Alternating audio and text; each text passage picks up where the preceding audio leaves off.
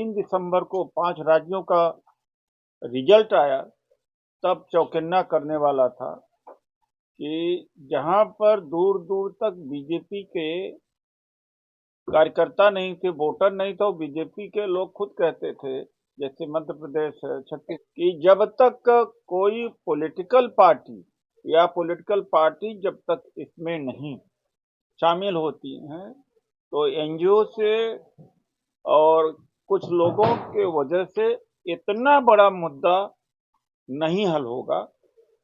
अब मुझे बहुत बड़ी ताकत मिली है। माननीय वामन मेश्राम जी, जो वाम सेव के अध्यक्ष हैं, हम दोनों लोग सामाजिक स्तर पर मिलकर के तय किया है कि आगामी 19 फरवरी को जंतर मंतर पर ईवीएम हटाओ मोर्चा के तहत विशाल प्रतिरोध होगा। और माननीय खड़गे जी से 2 बार 3 बार वार्तालाप हुई है। कांग्रेस ने 2018 के 84वां प्लेनम में ये रिजोल्यूशन पास किया है कि बैलेट पेपर से चुनाव हो। इंडिया गठबंधन का जब 19 दिसंबर को मीटिंग थी, उसमें भी ये प्रस्ताव पास किया गया कि ईवीएम से चुनाव न हो।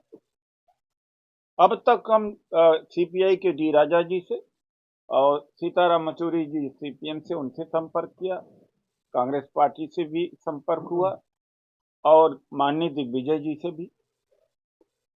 ईवीएम हटाओ मोर्चा किसी एक का संगठन नहीं है, आपका भी है। मुझे तो लग रहा है कि 2024 के लोकसभा के चुनाव के बाद यूट्यूब भी बंद कर दिए जाएंगे। जिस तरह से पटना में हुआ, झारखंड में हुआ, चंडीगढ़ में हुआ, इसलिए मैं आप लोगों से भी कहूंगा कि आपका भी मुद्दा है 400 पार। कैसे 400 पार? कल माननीय खड़गे जी ने संसद में बल्कि मजाक किया कि कैसे 400 पार, ईवीएम है क्या?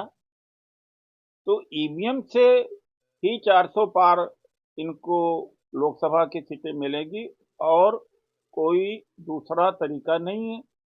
अगर बड़ा भरोसा है इनको कि इनके कार्यक्रमों के आधार पर लोग 400 सीटें जिताने के लिए हैं, तो बैलेट पेपर है आ जाए।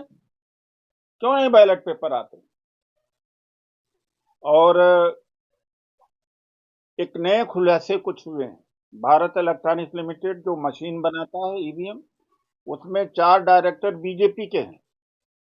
एक और जो मिथ था अभी तक की, जो ईवीएम में चिप होती है, उस चिप के ऊपर कोई और अलग से प्रोग्रामिंग या उसमें चेंजेज नहीं किया जा सकता।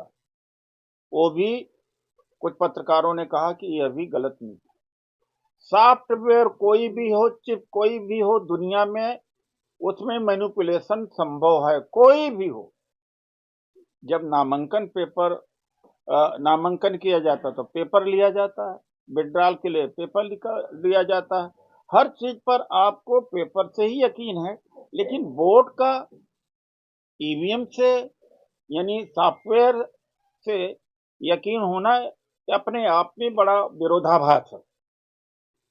और अब पहले शुरू में ईवीएम का जो बैलेट यूनिट होती थी वो होती थी, ईवीएम मशीन होती थी, बीच में वीवीपैट लाया है इन्होंने। वो वीवीपैट बीच में है, आखिर में होता तो कोई बात भी नहीं थी। अब काला कांच लगा दिया। मान लीजिए किसी ने बटन दबाया और देखा, उसको देखा 7 सेकंड के लिए आता है, पर्ची कटी नहीं, दूसरा वोटर जैसे वो चला गया और वो कमल की पर्ची कट गई, ऐसा इंजीनियर्स ने बताया है। अभी क्या होता, बैलेट यूनिट जहां बटन दबाया जाता है उसका मैसेज जाता है वीवीपैट में, वीवीपैट से मैसेज जाता है कंट्रोल यूनिट में जहां चिप लगी है, और चिप से ही रिजल्ट डिक्लेयर होता है। अमेरिका में, नीदरलैंड, जर्मनी, तमाम देशों में ईवीएम को कूड़े में डाल दिया गया। वो बहुत एडवांस हैं हमसे। अब जब ईवीएम यहाँ पर अपनाया गया था तब न ब्लूटूथ हुआ करता था, पेगासस और सॉफ्टवेयर इतना एडवांसमेंट था ही नहीं। जब चांद और मंगल पर किसी मशीन को यहाँ से ठीक किया जा सकता है तो ईवीएम को हैक करना, ईवीएम को मैनिपुलेट करना कौन सी बड़ी बात है भाई। 19 लाख ईवीएम गायब है। अब इलेक्शन कमीशन ऑफ इंडिया को इंडिया गठबंधन से अगस्त में 3-4 बार अप्रोच किया गया समय देने के लिए, अक्टूबर में दिया गया, फिर 21 दिसंबर को जयराम रमेश जी ने लिखा letter election commission of India को, फिर 30 दिसंबर को रिमाइंड किया। Election commission of India BJP का यूनिट हो गया है और इसीलिए election commission of India notice नहीं ले रहा है। अब भारत इलेक्ट्रॉनिक्स लिमिटेड जो गवर्नमेंट की ही एक पीएसयूज है, उसमें 4 डायरेक्टर बीजेपी के बैठे हुए हैं। तो अब बैलेट पेपर से चुनाव हो, इसके लिए ऑल पार्टी, ऑल ऑर्गेनाइजेशन, ये किसी एक का नहीं है, ये उदित राज का नहीं है, डॉक्टर ओम सुधा का नहीं है, प्रबल प्रताप का नहीं है और मेसराम जी का नहीं है, ये सब खुला है।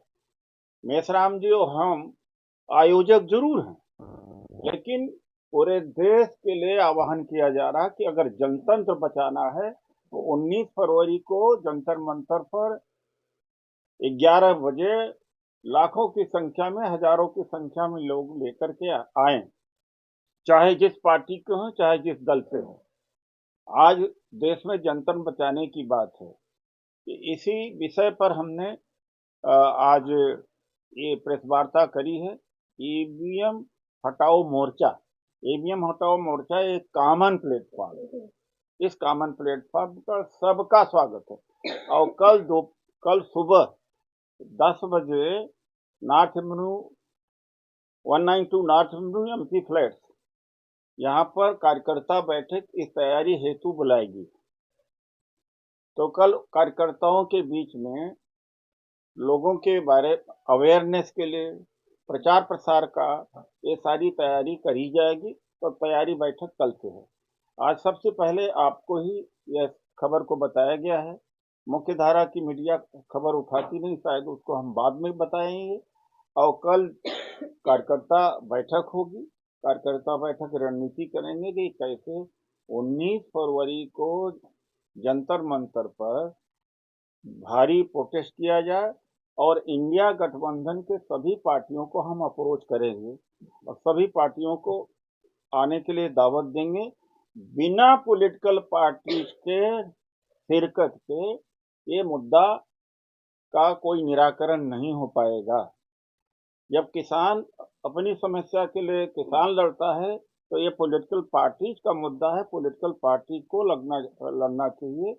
हम बल्कि पीछे रहेंगे, वो आगे हमें लीड करें, नागरिक समाज को लीड करें, एनजीओ को लीड करें। इसलिए हम सबको आमंत्रित कर रहे हैं 19 फरवरी को जंतर मंतर पर।